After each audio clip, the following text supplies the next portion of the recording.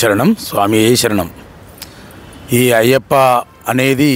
ఈ కార్తీక మాసంలో జరుపుకునే ఈ 45 రోజుల దీక్షకే పరిమితం కాకుండా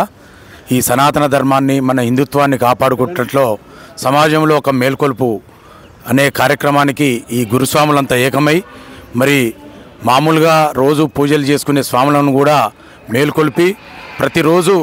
మనం ఉదయం లేవగానే మన దైనందిక కార్యక్రమాలలో తులసి పూజతోని మొదలుపెట్టే కార్యక్రమం మన శుభరాత్రి చెప్పుకునే వరకు హిందువులకు ఒక మేల్కొల్పు చెప్పే విధంగా మరి అయ్యప్పలు అనేవాళ్ళు ఈ కఠిన దీక్షను పూనుకొని ఇది ఒక్కరోజే కాదు, హిందుత్వం అనేది ఎప్పుడూ ఉంటుంది, సనాతన ధర్మం కాపాడుట్లో మేము సైతం అంటూ ఈ సహస్ర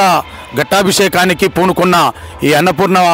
సమితి వాళ్ళకి మనస్ఫూర్తిగా శుభాకాంక్షలు అభినందనలు తెలుపుతూ ఇటువంటి కార్యక్రమాలు చేసుట్లో ముందుండే ప్రతి ఒక్కరికి మేము సైతం అంటూ చేయి కలిపి ఈ కార్యక్రమాన్ని విజయవంతం చేసుట్లో ప్రతి ఒక్కరూ